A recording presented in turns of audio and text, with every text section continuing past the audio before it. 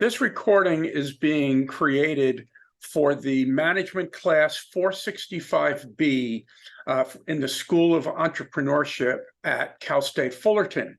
We've been working with this school and this class for more than 15 years now, and we're delighted to be able to provide the information regarding the presentation that we're going to make regarding personality profiling and understanding how to utilize it and how to benefit by it.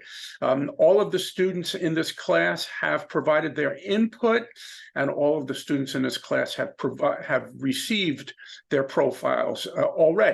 So the purpose of this is to review the information and to give them greater insight into it. So let me open up my my PowerPoint presentation for this, and we'll walk through it. And I also have some sample reports that we can take advantage of, and we can use those as well. So let's get started by taking a look at the PowerPoint to get started. This is a business that I created. Believe it or not, we just celebrated our 35th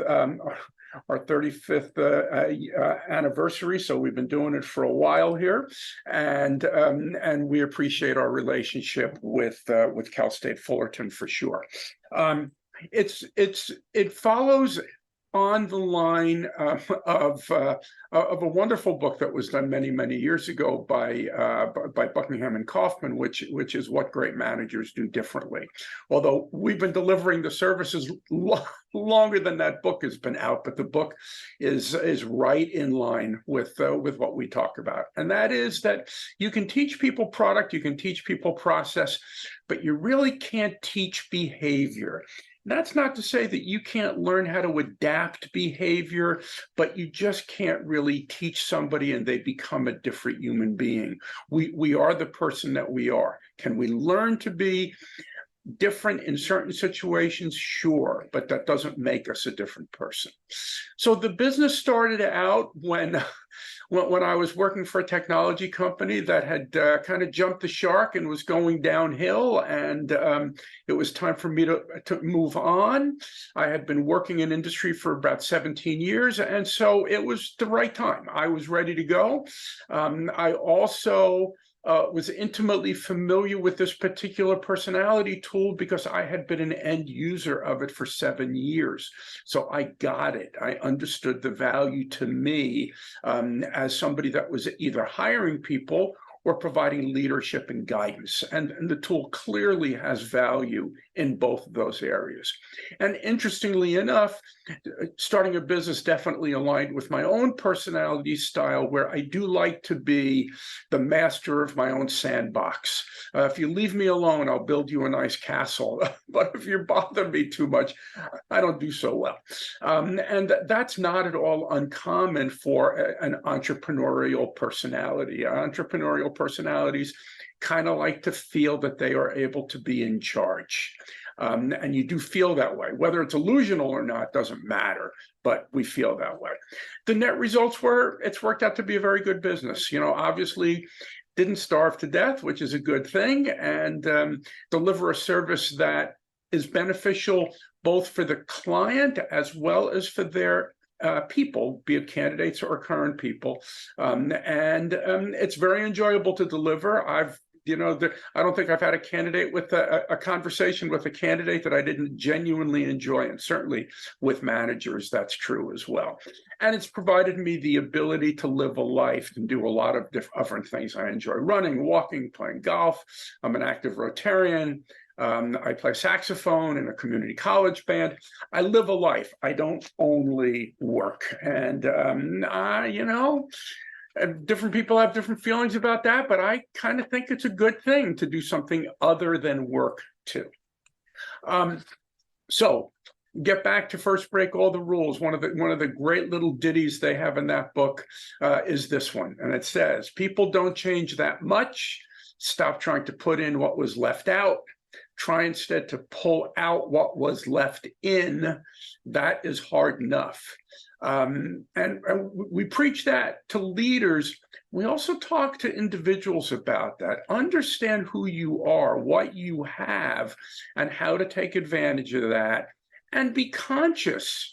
Be conscious of those things that might not be as natural for you, because we can adapt in the short run to do what needs to be done. And we'll chat about that a little bit more later on. So let's understand how we look at the whole concept of understanding behavior. And first and foremost, recognize that people can experience the same exact event and respond differently. And it's not because one person is smarter than the other. It's because they have different behavioral styles, and those behavioral styles will cause them to view things differently and respond differently.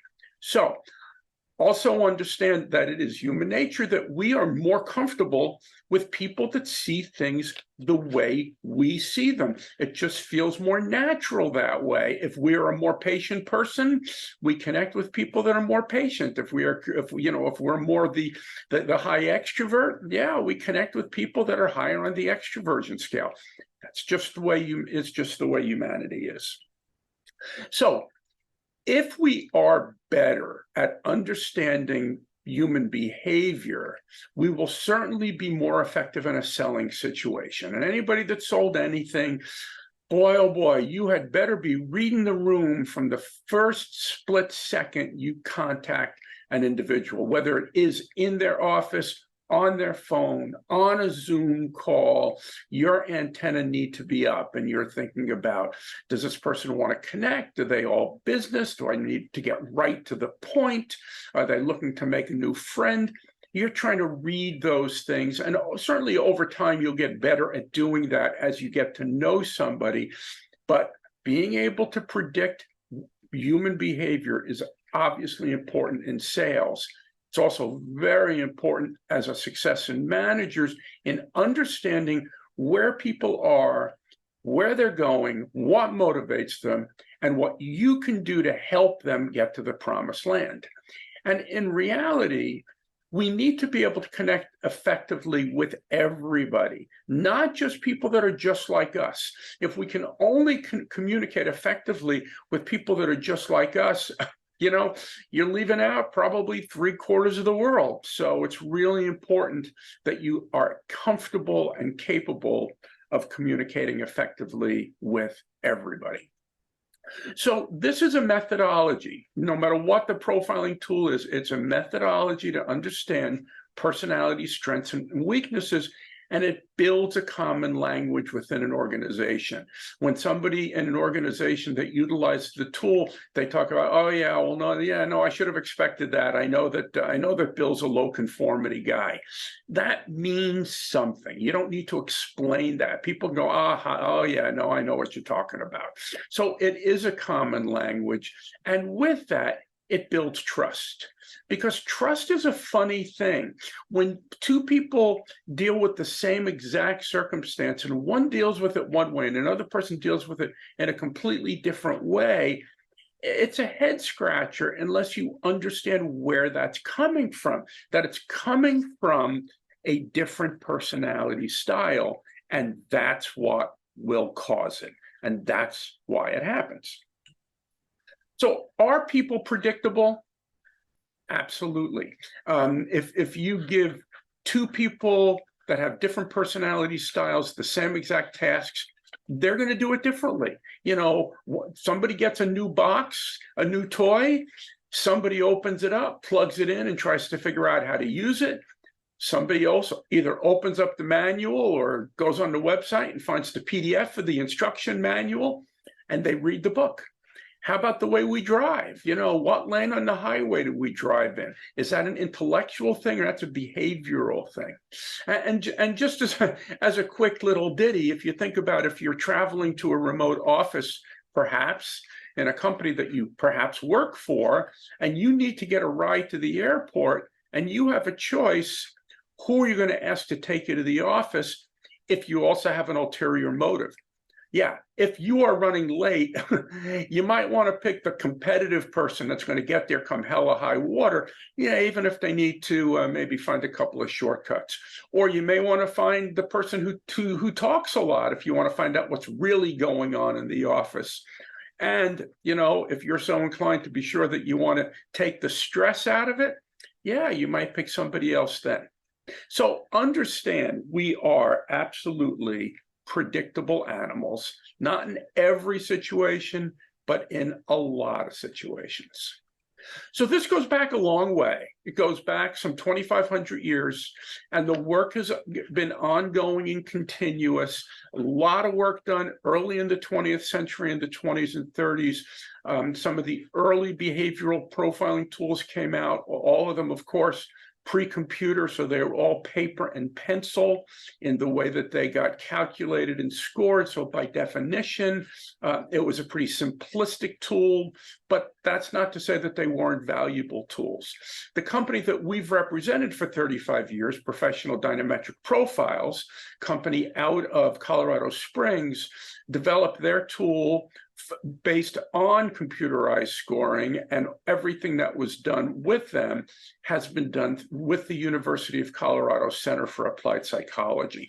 They have worked with other universities as well, but that's really been the longest ongoing relationship to do things like make sure the tool is accurate, in all circumstances. So what are known as the coefficients of reliability based on a trait-by-trait basis, and analyzing the adjectives and phrases that are used, because let's face it, the nature of words change over time. And this is a tool that's available in 20 different languages, so it is not an insignificant task to keep it current and up to date. And we appreciate the work that PDP does with that, while we do the client interaction related work. So the big picture says that this looks at personality by understanding three variables. The first being relative strength of each of the four cornerstone behavioral traits. What's the highest trait? What's the lowest trait? What's in between? How any two traits tie together, what are known as the trait pairs, and lastly, what's the intensity of the trait? It's good to say that one trait might be above the midpoint or below the midpoint, but how high above the midpoint? How low? How much below the midpoint? How intense is the trait? Somebody who has a dominance trait that's just barely above their midpoint is completely different than somebody whose dominance trait is off the chart. And the same thing with patience. Somebody might be a little impatient, somebody else may be a lot impatient, and that's a different nature in the personality. So those are the three things that allow the tool to have the nuance that it has. It looks at the four cornerstone behavioral traits, and we're going to briefly go through them.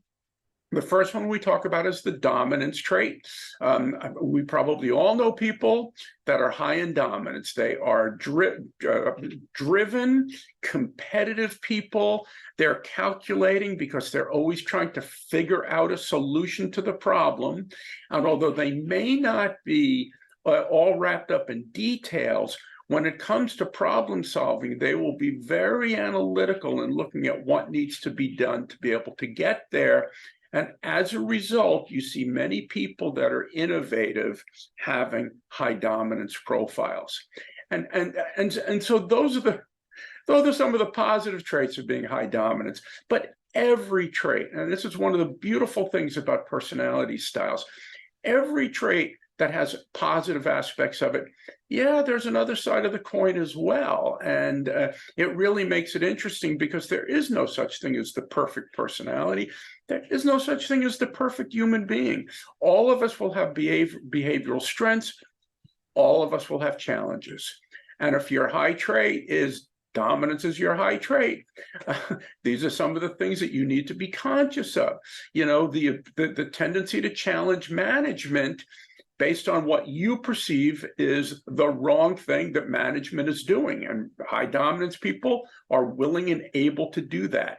Is that a bad thing? Well, depends on how far you go. If it costs you your job, maybe it is a bad thing. High dominance people dislike indecisiveness. They'd rather have a wrong decision made than no decision, because at least a wrong decision can be fixed. At least there's action happening there.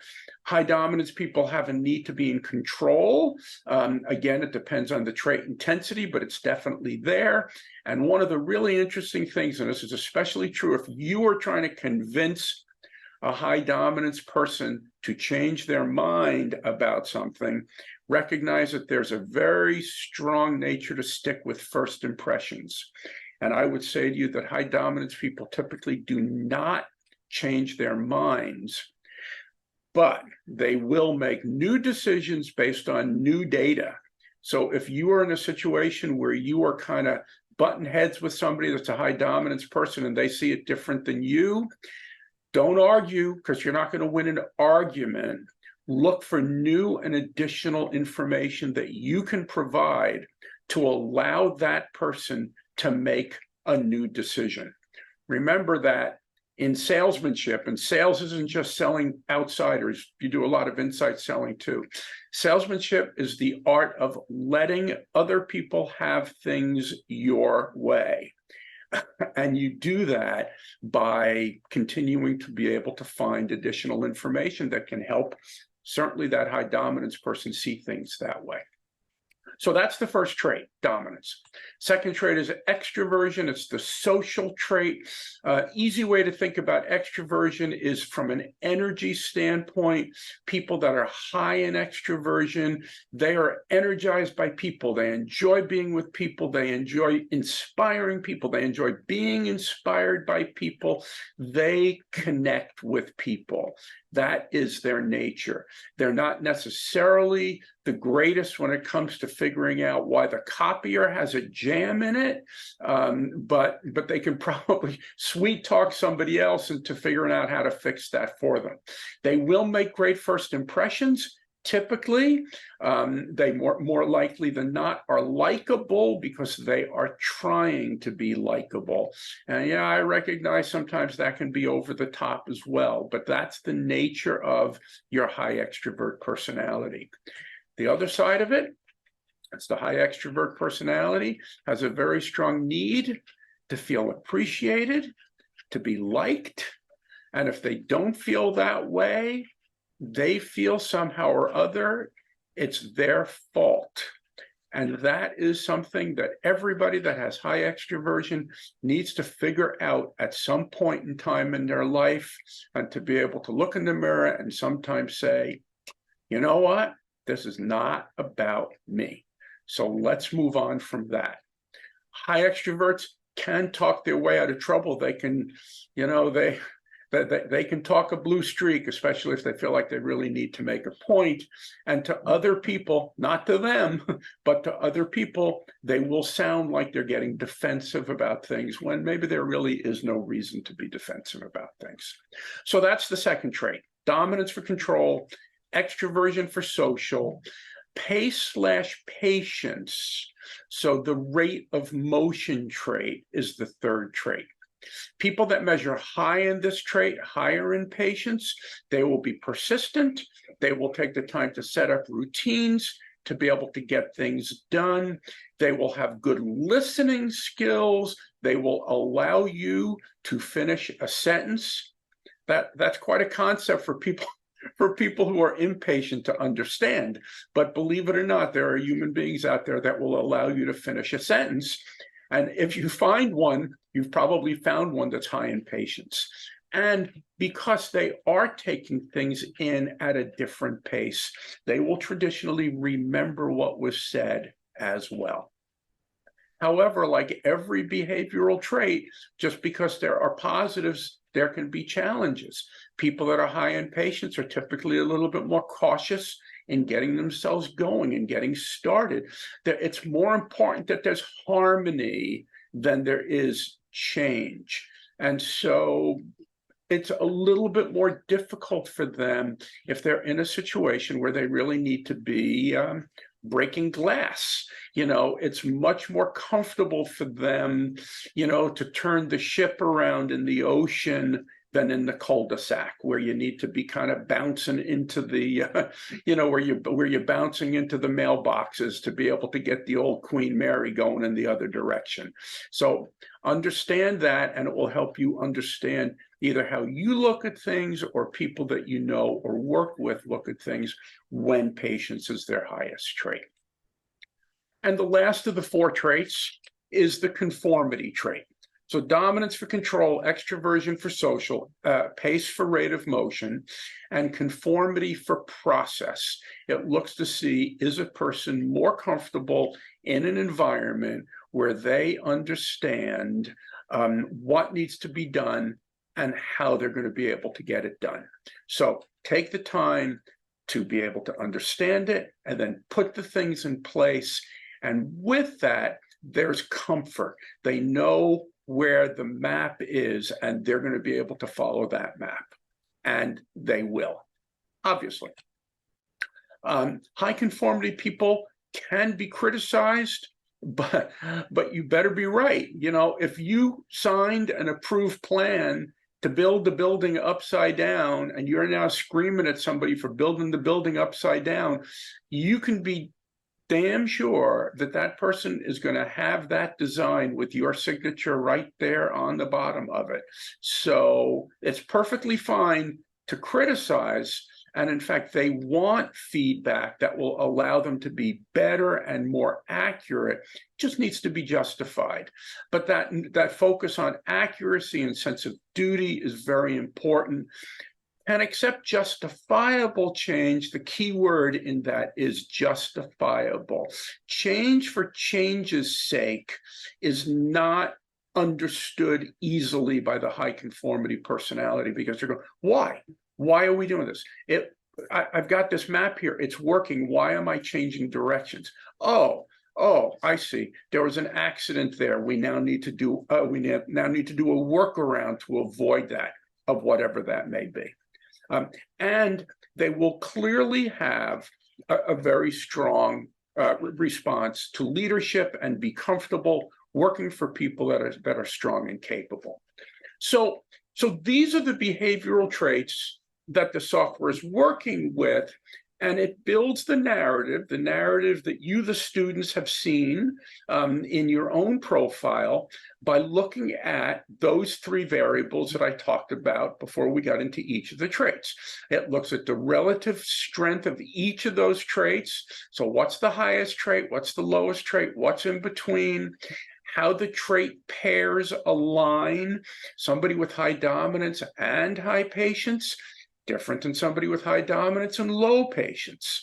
Somebody with high extroversion and high conformity, different than somebody with high extroversion and low conformity. So it looks at all of the different trait pairs and all the combinations and permutations thereof, and the trait intensity.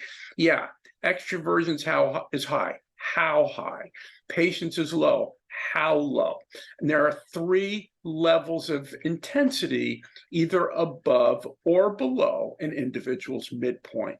And that's why the output that you see is as nuanced as it is. So let's talk about a real situation that can show up. And this was a life situation for me and my family. The short story is, we were going to see a show. We got there just before it started, but later than we wanted to get there. Parked the car, got to the elevator bank, and the elevator's doors opened, and the elevator was pretty full, right? So you have 4 people standing at the elevators, doors are opened. How is everybody going to respond? How are people going to deal with the situation? How are they going to deal with what they need to do? And just so happens, we got 4 people with different personality styles. So what's a high dominance person going to do in that situation? Well, high dominance people, they're moving forward. They're just going to say, no, we can make this work. We can make this happen. We're going to get on this elevator, and that's what they are thinking when those doors open. They don't necessarily do it because it is a team of 4. It's not just a team of 1. The high extrovert, well, in high extrovert land, anytime there are new people in your life, that's an exciting thing. These are new people that you can connect with, and you'll find a way to connect with the here and now. In this case, the here and now is a crowded elevator. It could be walking in the rain. It could be walking in a sunny day. It could be walking into a ballpark. Isn't this great? Look how green the grass is. Whatever it is, that is the high extrovert's secret sauce, is to connect with humanity, and that's what they're going to do. Well, I'm sure you could have all guessed what the high patience person does. It's the most obvious one. The high patience person says, whoa, whoa, whoa, whoa, that's all right. We'll wait for the next one. It's no problem, right? No problem. So that's where high patience people go. And the high conformity person, well, there's a sign on the elevator, right, that says, here's the number of people or the total weight that's allowed. Well, that's put there for the high conformity person, because that's what makes them comfortable. So what happened? Well, what happened was, with me moving forward and my wife moving backwards and my son counting people and my daughter making new friends, yeah, the doors closed. We didn't go anywhere. But again, high dominance person, analytical, competitive, want to get there on time. I say, come on, let's take the stairs. We can do this. So we go down a flight of stairs, we get to our seats, and we get to our seats literally as the lights are being dimmed. And I'm happy. Why? Because it became a game. It became a competitive thing, and I won. Now, nobody else knows that. Nobody else is feeling that. There was no bet that was made, but all of that goes on inside of my head as the high dominance person. Nobody else is thinking that way, okay? So we see the show, see the first act, the lights come on for intermission. I turn to my family and I say to my family, would anybody like anything to drink? That was fun. Anybody want anything to drink? And my wife looks at me and she says, I can't believe you made us do that. And I look at her and I go, do that? What? I wonder what she's talking about. Right? And she says, we could have missed the first couple of minutes. I said, oh, she's talking about that. She's talking about the elevator and the stairs and all of that. Go, oh yeah, no, you're you're right. We certainly could have missed the first couple. Wouldn't have been the end of the world if we missed the first couple of minutes, right? Well, the reason I dwell on this is because it's such a clear example that when decisions are made to fit your nature, your behavior, your personality, then it's over. You don't think about it anymore. But when it goes against your grain, man, it can wear on you for a long time. So recognize that as you're working with people, when sometimes things get done your way and sometimes things get done a different way. So those are the 4 cornerstone traits. Definitely a key aspect of the behavioral style that you've received, but it is not all the data.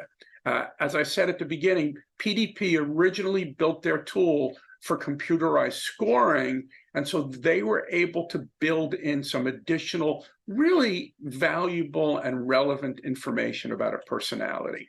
And here's what some of those things are. It looks to see whether a person is more of a fact-oriented or feeling-oriented person. It looks to see what their energy style is. Are they an inner-directed or outer-directed person? It looks at their energy level. Are they a high energy, a medium energy, a lower energy person? Pretty relevant. It also looks at behavioral adjustments. There are 2 parts of the input. One part says, tell us how you think you really are. The other part says, tell us how you think, you're filling it out, how you think other people expect you to be or act. And that allows the software to look at how an individual perceives they need to modify their behavior, if at all, to exist in the world they exist in today. It can't look to the future, but it can certainly look to where you are now and where you've come from. There's also a measurement on morale, and there's a measurement on energy drain. Energy drain is a result of behavioral adjustments that you perceive that you need to make. Like for me, Sometimes I feel I need to be more detail-oriented. Sometimes I need to be more process-oriented. And how I feel about making those adjustments, those are the things that impact energy drain. And how you feel about it is what impacts morale. So that's what's being measured. Are there certain positions that fit better roles? Yes, that's true. There are certainly certain roles where you would see a proclivity of behavioral styles. You will see extroversion high in a lot of sales positions, but not all. You'll see conformity high in a lot of positions in the accounting world, but not all. And so, yes, there are definitely aspects of personalities that align, but don't kid yourself. Different personalities can definitely do the job well. They just do it their own way. So if you look at that in sales, okay, the high dominance person will approach it by being a problem solver. The high extrovert, they are so passionate about what they do and believe so much in what they do that spirit gets caught by the people that buy from them. The high patience seller, they indicate their sincere interest and concern for solving your problems with their listening skills. And the high conformity seller, well, they'll build a roadmap to show you how you're going to get from where you are now to the promised land. So everybody can succeed, and don't kid yourself, everybody can fail, depending on the nature of what it is that they're dealing with, the culture of the organization, management, and timing, timing in life, where you are, how you're able to focus on what you're doing, how you're able to really put your efforts in. All of those things make a big difference. I tell our clients all the time that this tool is a wonderful predictor of behavior. It is not a predictor of success. If we could actually predict success, we could charge 100 times more for what we do, but it would not be honest. And we've built an honest business over 35 years. So let's be realistic about what can be measured and what can be done. So there's a lot of output that's available, both at an individual level and at a team level. We're going to take a look at some of that. And so you can kind of get a sense of what you're looking at. And for all of you that have completed the profile, your professor has all of my contact information. I've been working with John Jackson now for more than 20 years and have been a mentor for your class as well as providing the service. And I am more than happy to spend time with any one of you one-on-one or any of the teams one-on-team. So don't feel like this is the only time you're going to get to look at this. So let's take a look at some of the output. And I want to look at this report first. This is the longer report that you got. It's the personal dynamics report. It happens to be mine. I didn't want to risk hurting anybody's feelings or insulting anybody by putting your report up on a YouTube video and you go, whoa, why is the world looking at my personality? So yeah, the world can look at my personality. It's fine. It's fine. There's a graphical representation of the profile. It's good to understand this when you get there. It's upfront because the people that do understand it, they don't want to have to go digging for it. In fact, PDP used to have this as the last page of the report, and all of the clients said, do us a favor, put the data sheet up front so it's easy to find. This is similar. What it does is it aligns the adjectives that are aligned with that personality style. And I don't imagine you're able to read this, especially if you're looking at it on a phone, but you can see based on the positioning and based on the shaded areas, those are adjectives that kind of define my personality. So confident, organizer, self-assured, assertive. Yeah, those are the dominance traits, the extroversion traits. Inclusive, motivating, articulate, sociable, responsive, enthusiastic. Okay. The patience trait or the impatience trait, right? Versatile, active, spirited, restless. Okay, the conformity words, big picture, independent, avoid detail. Yeah, guilty is charged. So many people like this output as well. It's a good way to take a look at it. But the software does outline the exact nature of the personality of the individual, and it gives you that, in a bullet type of a form: outgoing, persuasive, enthusiastic, cheerful, optimistic. So you do get a good read as to what your own personality is, or if you're using this and you're trying to understand this about other people as well. So this section, which we will commonly call the blue section, because all the charts are in blue, this is how we responded to the basic natural self when we said, this is the real me. So it looks at the overview, it looks at the trait pairs that come out as a result of that. Here are my trait pairs: persuasive seller, fast flowing communicator, brainstormer, and it tells you how it got there: extroversion over dominance, extroversion over patience, whatever the case may be. And then it looks at some of the other things we talked about. Fact, feeling, orientation. Well, it shows that my profile is very intuitive, okay? Energy styles. I am very much an inner-directed, self-starting type of a person. That shows up with this letter T over here as my inner-directed nature. And then my energy level, and my energy level certainly measures, on the higher side. So that's the data. Then it gets into kind of the so what.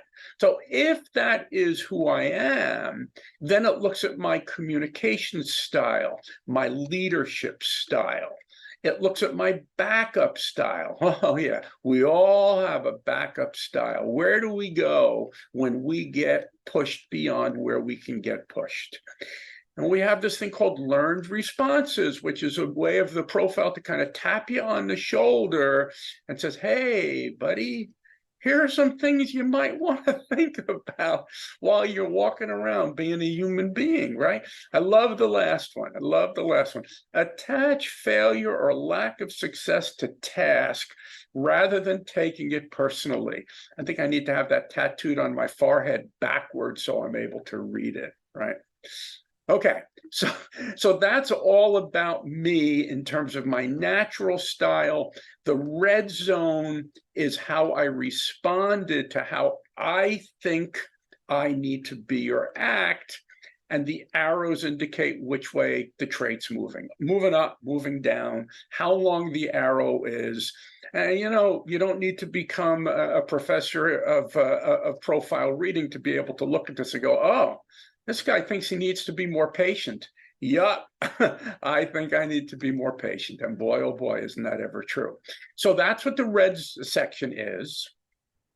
And then we get to the green section, which is how the world gets to see us. How similar or different is it from our natural self? And all of this was indicated on that very first graph that we looked at.